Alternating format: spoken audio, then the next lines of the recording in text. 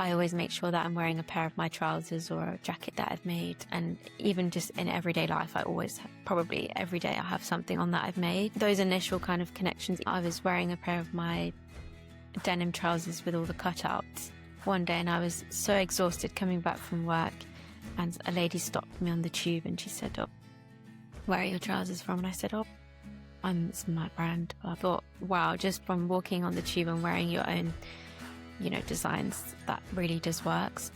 Welcome back to the Take a Chance on You podcast hosted by me, Alexandra Forsyth.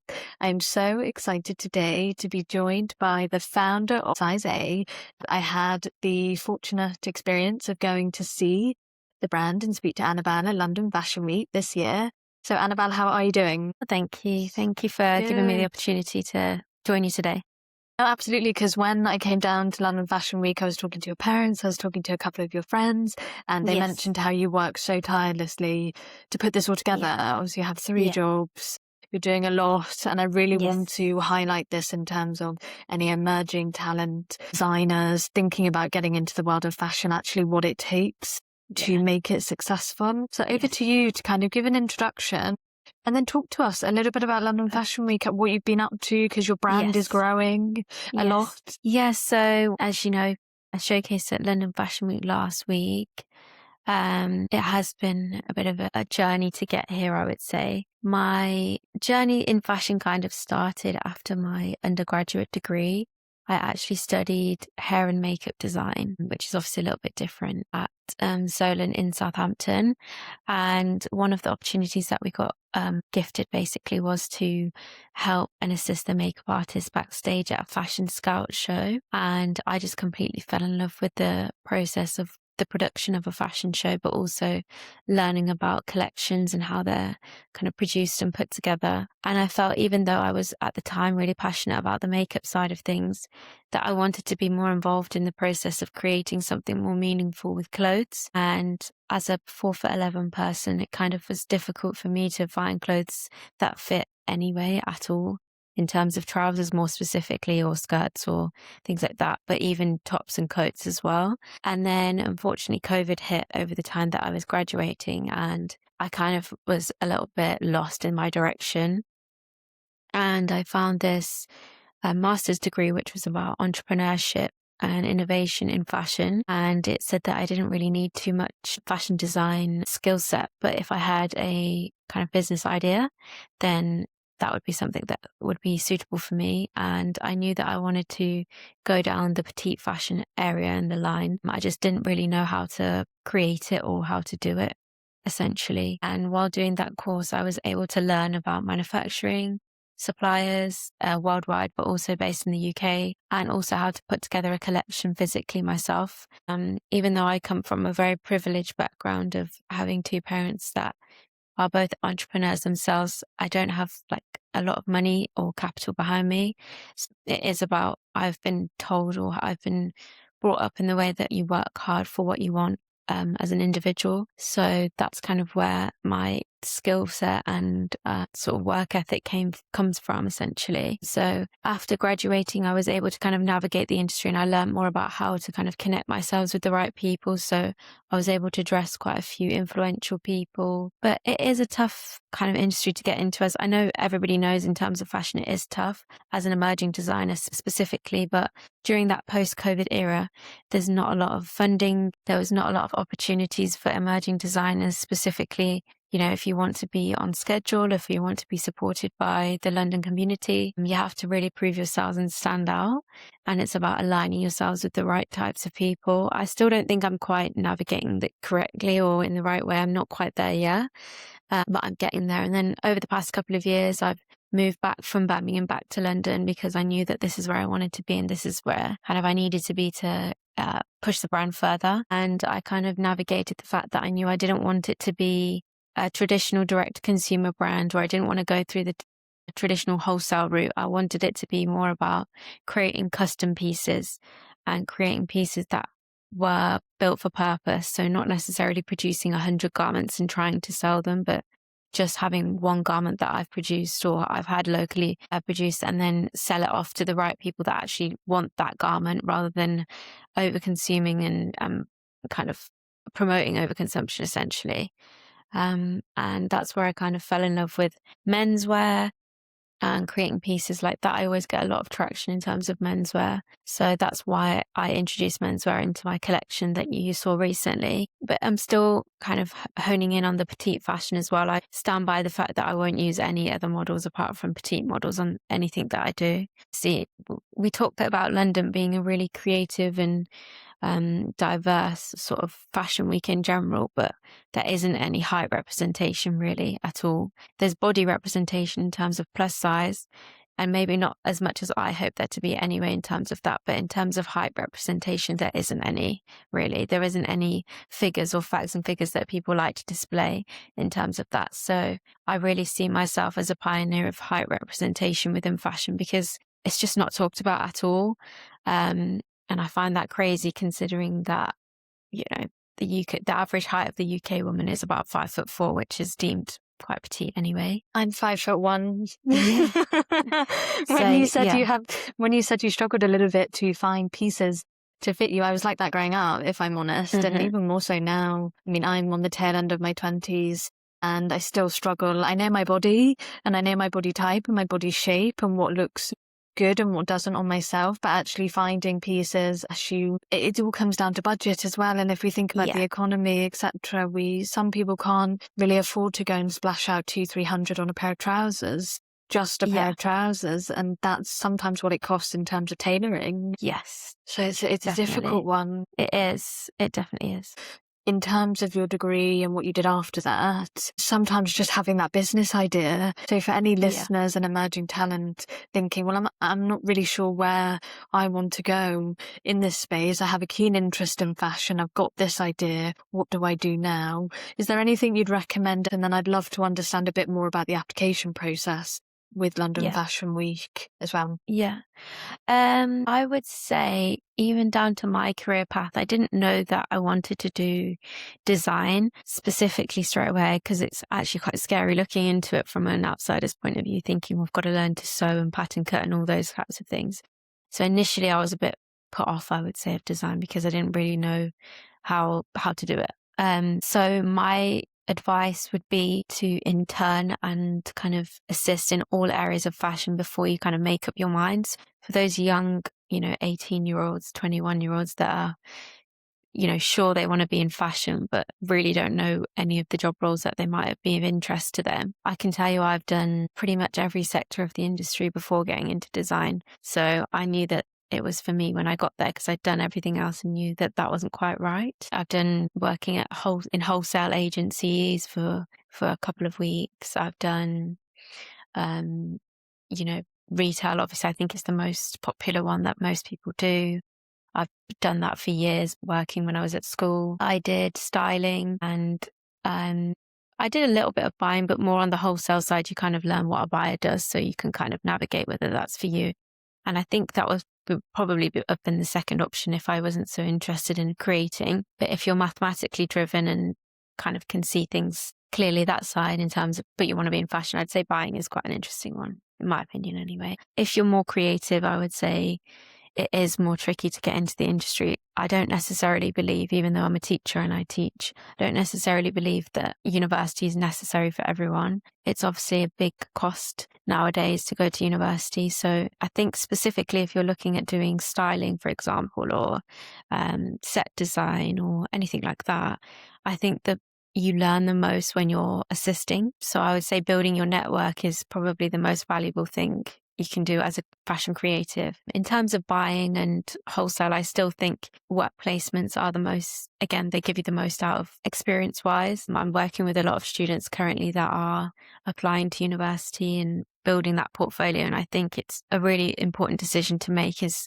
whether you're ready for it, because fashion design at university can be super overwhelming, but it does prepare you for what the industry is inevitably like, unfortunately. I had a couple of students come on the podcast in season 1.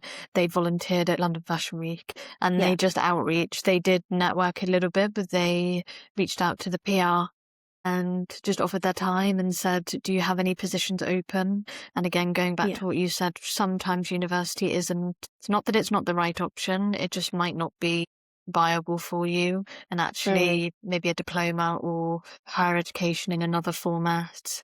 Because there's so many things you can do now in the education realm. It's not just necessarily a degree in fashion.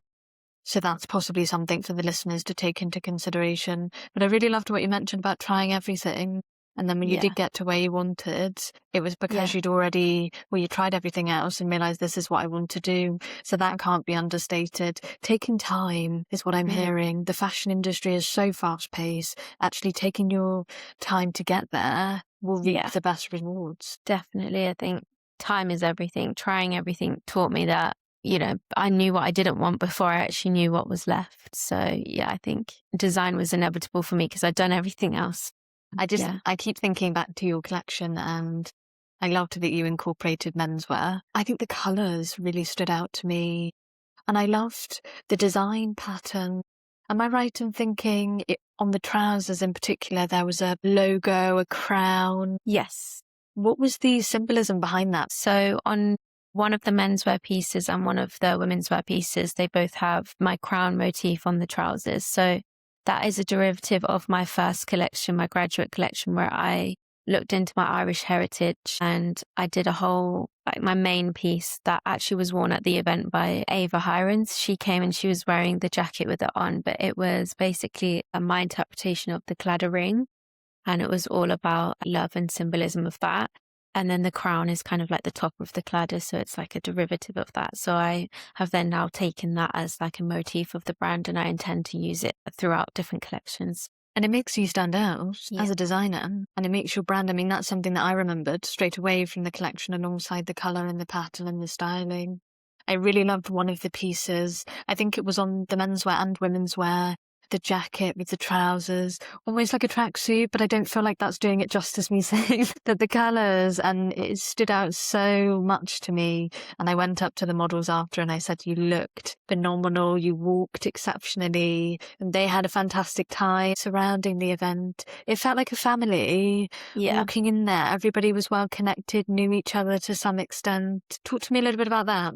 I think I built a really well-rounded network where I have people that consistently I speak to, but also work with in terms of the shows themselves more specifically. So on show day, I find it quite stressful personally. And I think if I surround myself with the people that I've known keep me grounded and like not as stressed, they help me to get the collection over the line essentially and just are there for me. I think I've done 3-4 shows now. This one was the first one completely solo, but over that period of time, I've worked with models consistently again and again, and this one more specifically, there was quite a few new people, but in terms of like my makeup, that is a massive, and Unite Hair. I've worked with Unite Hair 3 times now, and I just felt that they get my vision. Every time I give them the mood board, it's not a question in my mind that I know they're not going to over deliver. And when I saw some of the models' hair, I thought,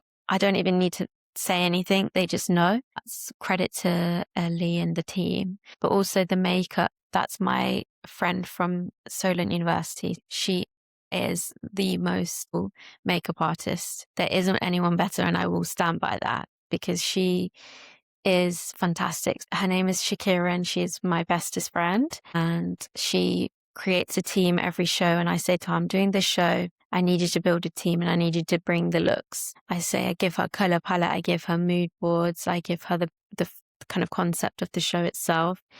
And I know I don't even need to say anything. It's just a question of how well she's going to deliver all the questions that I have for her. She answers them without me even having to speak to her. It's like a telepathic sense. So in terms of makeup and hair, I just feel like I've built this amazing network of just crazy individuals that can just read my mind, and I don't need to try too hard.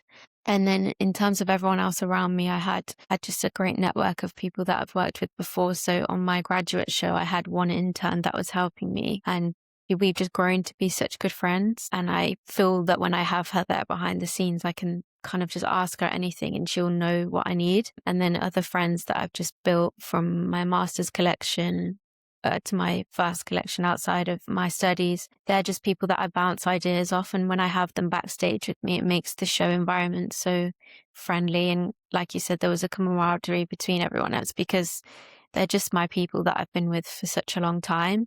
And then when you bring the models into that, it's a couple of the models I'd used already, maybe 2 or 3 times. Songju, particularly, who closed the show in the white gown. We're quite good friends now because if you go through my Instagram, she's all over it. It's just everywhere. She's just fantastic. And then bringing menswear into it, obviously I've never done menswear, so they were all new models to me. But yeah, it was just a good overall vibe. I think obviously the friends and family outside, all the girls that are serving the drinks and everything at the event, they're my school friends. So I've known them for 20 years now. So it's not as if I have to ask too much. They're more like family to me now. And then obviously my mom and dad and my family and friends that were sat there as well. They're just there for support as well. So yeah, I think that's what builds the environment around my collections. I need them there to support me, really. And especially in times of when I'm exhausted or tired, they're the people that I need there to kind of like bring me up. Even down to the PR team and Victoria and Lois. I've worked closely with them since graduating. This is the first time we've properly worked together, obviously being my first individual show, but I've always stayed quite connected with Lois particularly. She was always fantastic with me. So when I asked you the question about kind of the camaraderie and building your community from the ground up, really, in terms of who you have behind you, Victoria and Lois, I immediately thought of, because in terms of PR, and it's a shout out to them and a credit to them, very warm and welcoming over email.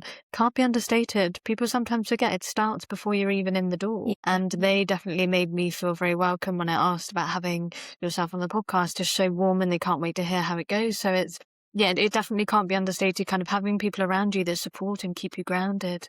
And on the day, I felt that in the room before the models had even come out. And I hadn't met you yet, so I hadn't seen you at all. And the audience was very interactive, talking to each other. I was sitting and just watching people say hello.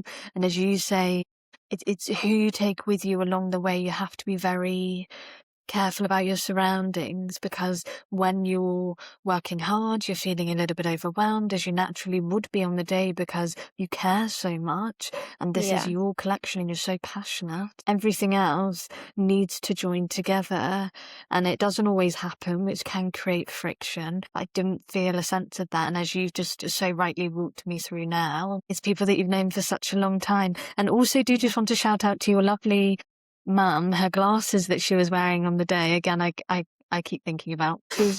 She's also a hairdresser. So she was so warm and welcoming. She was talking to everyone. She does, yes.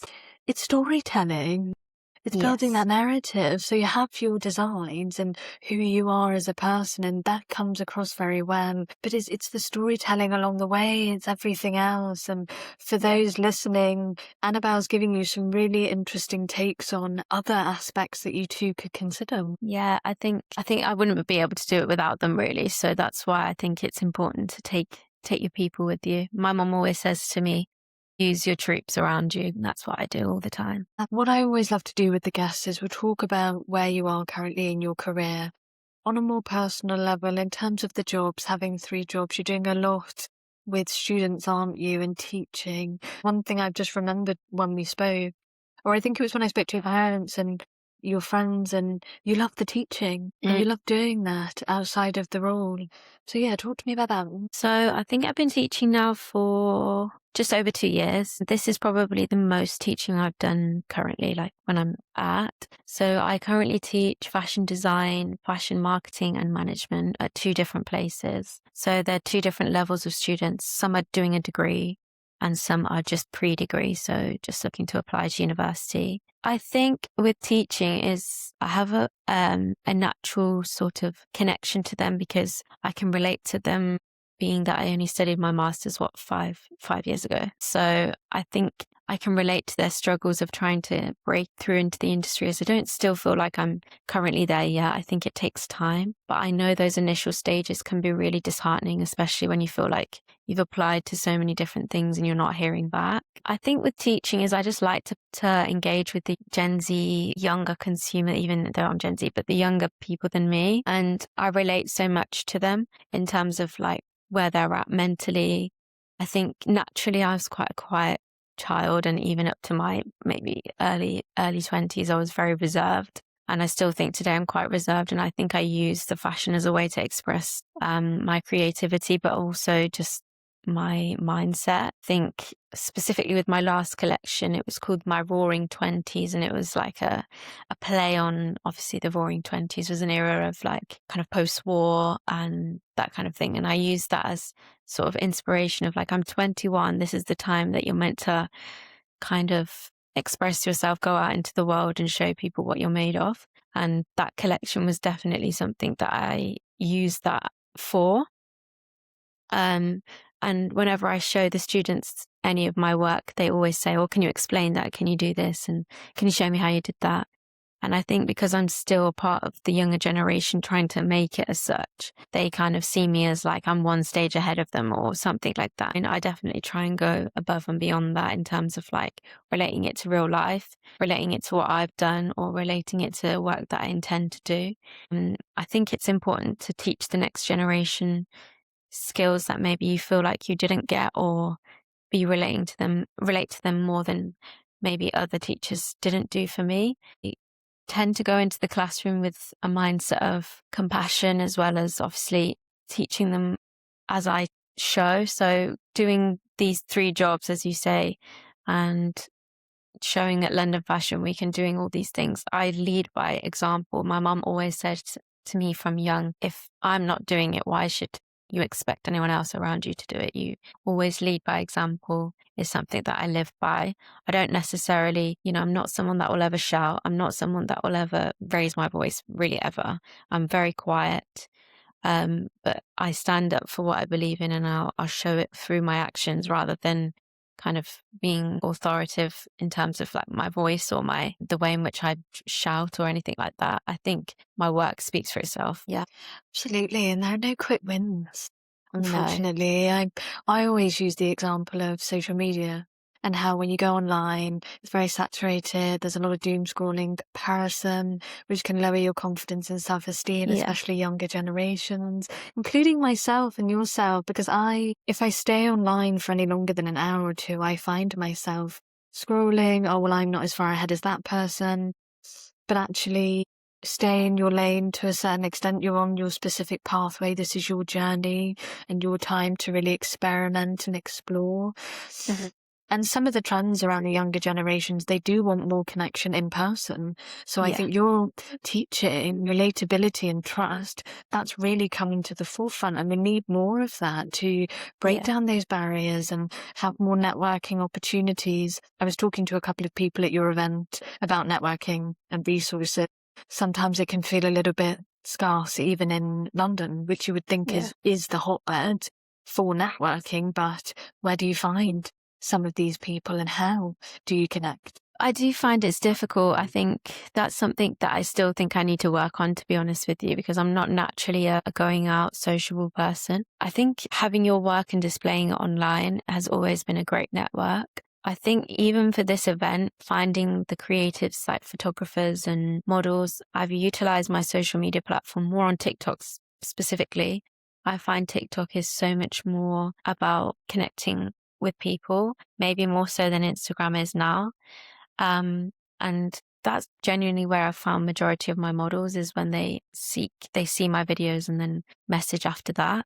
So I think with networking on TikTok, I think specifically in the London creative scene is probably the best option for me personally anyway. And especially if you're in a certain young 20s age group, I think Instagram can seem quite intimidating, whereas TikTok is such an open platform of just generating your first thought or your one idea that you have, that I think it's a little bit more relaxed. I do tend to connect with people like the guests, and mainly I kind of do know who is attending, and I'll have my eye on people that I do want to talk to. So I'm a planner, so I like to pre-plan and know I would go and speak to them in person and make myself known and try and connect with them. So I think instead of doing a lot of things, I do try and be more purposeful in the ones that I do connect with. I love that. Definitely strategy comes to mind. I've had somebody else on the podcast and we've talked about the same thing. Don't get too kind of overwhelmed that you have to go to every single networking event out there. Kind of pick one or two to begin with a month, perhaps. Yeah. Be strategic with who you want to introduce yourself to. Even going as far as, and I used to do this, write out my name, my position, my passions, and practice that, because it's elevator pitch. So when you do go to networking events, even online, LinkedIn, such a powerful business tool, can feel a little bit overwhelming at the beginning, same way as Instagram. It is fantastic for showcasing your projects, but as you so rightly said, TikTok for creatives, a fantastic way to connect. If you can spin up your own website, start showcasing your videos, your show reel, putting together a media kit, which is just an extension of your CV, I think. Starting small, again, I always say that, starting and doing one thing or two things, and then naturally it will snowball after that. Yeah, definitely agree with that. I think that is definitely something I personally want to work on more, because I don't really do too many networking events, but I think it would be useful for me to do so, definitely. If you could think about some of any networking events that you've been to, is there a specific theme that maybe the listeners should focus on? I think I'm thinking in a fashion sense, but in terms of any networking events that I have been to, it's definitely, I've even done a lesson quite recently actually on having your elevator pitch that you said. So I think that is probably the most key probably 2 minutes conversation starter. And then obviously if you're a creative or designer, I think the way in which you present yourself is in addition to that. So I always make sure that I'm wearing a pair of my trousers or a jacket that I've made. And even just in everyday life, I always, probably every day I have something on that I've made.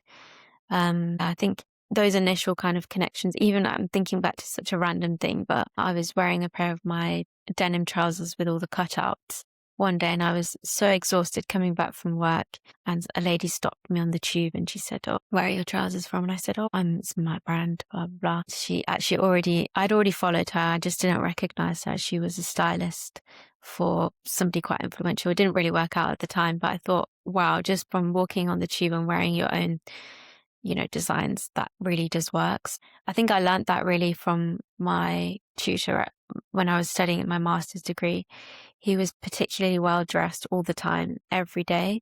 And I used to think to myself, gosh, how does he do it? But when you actually looked at everything that he'd worn, it was his capsule wardrobe of everything that he'd already made himself. So he was almost like a walking advert for his own brand. So that's essentially what I try and live by. Even with my students, like every day I'm going to the university or the college, I wear something that's my brand, and they'll say to me, "Oh, how did you make that? How did you do that?" And I think even that is, you never know who these students might become in 10 years' time, and they might remember you to be that teacher that you taught them how to make a pair of trousers or something. So that's how I kind of network on an everyday basis. Fantastic. And it's being proud also. I mean, this is your brand. It's can sometimes be difficult to, for example, if you're selling a specific product or consultancy services, you don't necessarily wear that. Yeah. You talk about it, but you don't wear it.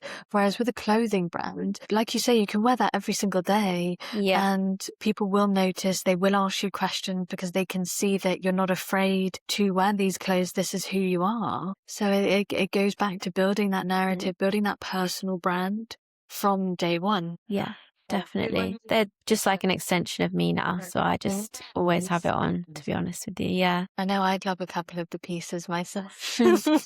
But going back to one of the points you mentioned, working with the students, thinking about breaking down barriers to entry in the industry, where do you think we are in terms of that? If I'm completely honest, I think it's probably more difficult than ever right now. I think probably post-COVID has made it even more tricky. If I'm coming from a designer point of view, because personally I feel like being a designer is one of the most tricky areas to get into in the industry. I think if you don't have funding behind you, it is pretty much impossible. If you want to go down the traditional route, it is pretty much impossible. I think you have to be super savvy in the way that you direct your life, essentially. So if you're not going to LCF, CSM, Westminster, Ravensbourne, anywhere in London that is like a accredited university, and if you're not in the top 10% of the students that then graduate from those courses that get recognized by the stylists, the PR companies, the influential people, you are going to suffer. I think it is going to be tricky to get into the industry straight away. I don't know how many graduates I've spoken to from various courses, from all these amazing institutions, don't get me wrong, but they just don't know or don't have the skill set to kind of generate a business from these amazing designs. And I do think there is a massive area of just not knowing. And then you get these sort of amazingly talented graduates that there's no jobs for, specifically in design in the UK. I think it's really hard for people to get noticed, or for people to start a brand, or for people to just elevate their potential.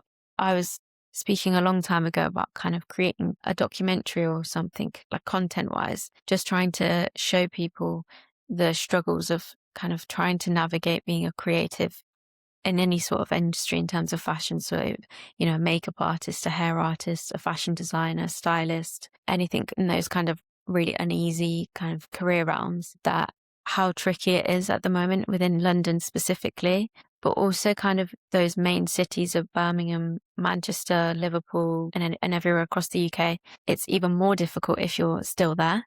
In terms of when I'm here, I know that I have to work triple as hard and do triple the jobs, but it does mean that I have proximity to the people that I need to be with or be associated with in order to push size A to where I want it to be. Even though we're seeing London Fashion Week being, you know, a priority now, and we see more investment, it is still for the same sort of, you know, designers that are getting it year after year. And I do believe that the people that are just beneath that, so I put myself in that category, but everyone else that is just graduating now, I think it is an elite few that get pushed, and then they keep getting that, which I think is great. And I think is good because they're obviously very talented. But what about the other people there? There's just not a big enough pool, I don't think. And that's why I'm navigating it independently at the moment. So I saw it more as a priority this season to, you know, become listed and to work with a PR company and to fund the collection, rather than maybe doing the more traditional thing of setting up, you know, a direct consumer base of selling clothes, or maybe going down the wholesale route. I saw that as more of a long-term thing that I might be doing. I really look to the likes of Patrick McDowell and how he set up his business model. He actually was a designer in residence at the Jimmy Choo Academy when I was studying there. At the time, I don't really feel like I saw the value in him being so close to me in terms of proximity. But now that I look back and see how much he's progressed in such a disruptive way in the industry, it's massively inspiring me as an independent brand. I think he's probably the one that I look up to the most. Obviously not in terms of aesthetics, we're very different, but in terms of the way that he runs his business in and becomes a disruptor in not only the sustainability realm, but how he's navigated creating custom pieces, but still doing collections, to now doing seasonal lines, is really inspiring. And how he collaborated with Pinko for, you know, a while as well. I think all those things, the decisions that he made about his career, were so out of the ordinary in terms of how people have traditionally done it. So I've always looked quite closely to his career and thought, well, if he's doing it that way, why can't I do it this way? Which is why I'm sort of navigating it differently. I think eventually I'd like to be able to teach independently. I'm still getting teaching qualifications alongside doing size A. So I'm trying to also become qualified. So one day maybe I'll be able to set up something of my own and be able to teach the things that I've learned over this period. But for now, I'm still working within industry as well as kind of, you know, navigating teaching as well. I think it's something that I'm going to continue to run alongside. To me, I'm working around it in a different way. Sewing at college where there's access to machines, and using that as my studio rather than kind of investing in that. Yeah, it's just a different way of looking at it, I guess. I think the opportunity is there. It's just how you align yourself in your life to be able to get what you want essentially out of the industry. I think it's everybody starts somewhere. Find a way to do the things that you really want to. It will happen. And if we can offer anything out to the listeners today, don't give up. There are far too many people who give up when there's a hurdle, when there's a challenge, when they don't see the destination, and they don't see where they truly want to get to. But as you said with Patrick McDowell, I followed him for a couple of years. I think his designs are impeccable. And as you say, such a disruptor in the industry, you can see that. Can see the way that he's working. But I also, when I look at your designs, I see you being a disruptor, and like you said, in a different way, in your way, that you're curating yourself. Yeah, I think I don't want to refer back to him again, but I think I was so naive to how privileged I was really to have him right upstairs essentially every day. So I think I was subconsciously being inspired by him when I was there. But then again, now on separate paths, I keep close attention to his LinkedIn, to his profiles on socials. I just think the way that he's sort of gone against the norm is something that I relate to in terms of the fashion business itself.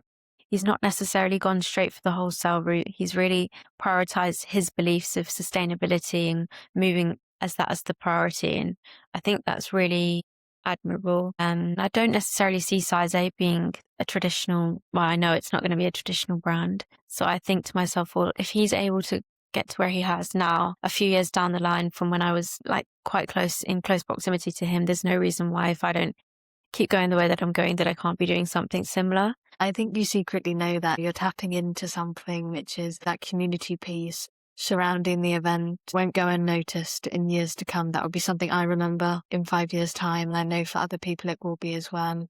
But a last question from me.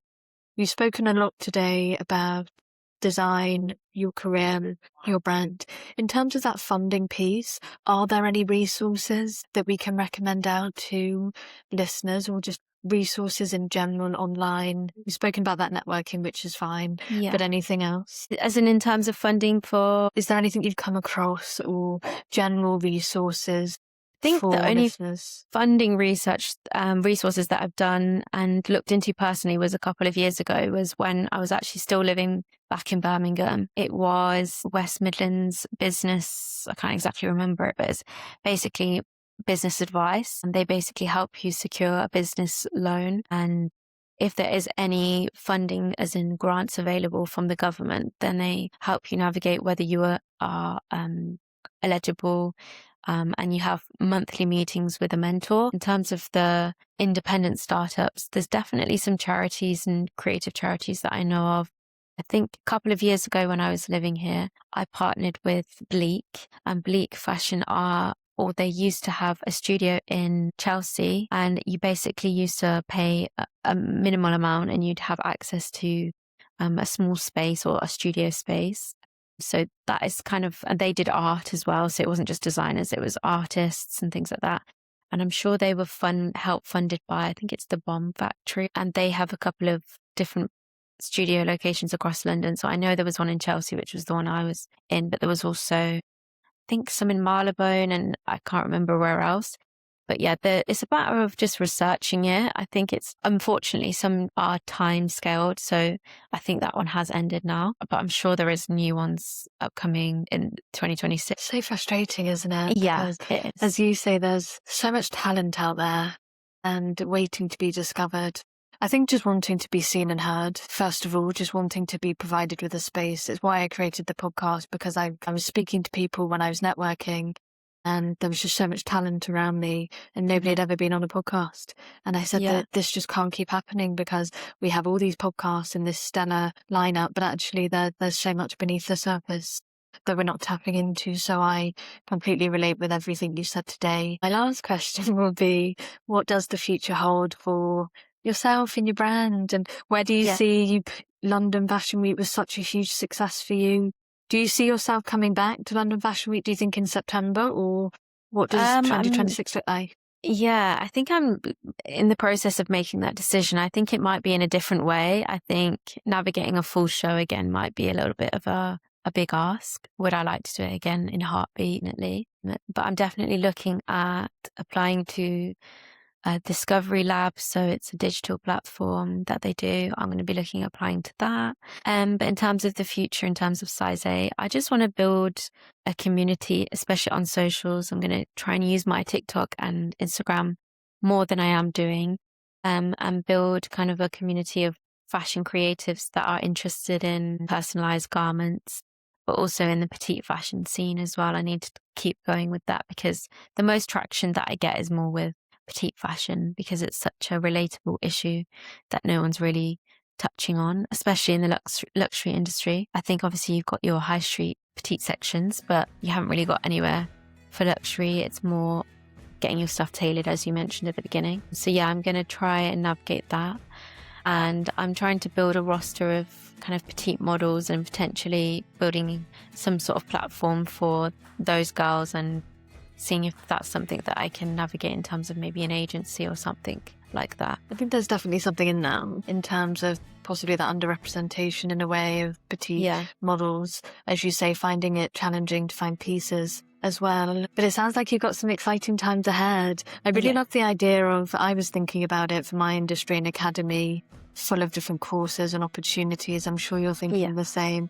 It's just finding ways to allow people in, break down those barriers, have conversation. It is really tricky in the current climate that we're in, but there's leverage, there's room there for us to do it. Yeah, I think I have hope. So we'll see where we are next year. I think have hope, and for all the listeners out there, I know times are hard, I know it's challenging. Annabelle has talked about her career, she's talked about her brand, she's given you some fantastic strategies in terms of that network, how to utilise TikTok and Instagram, connect with people. So please do listen and follow along, and I will speak to you all very, very soon. Thank you very much. Thank you.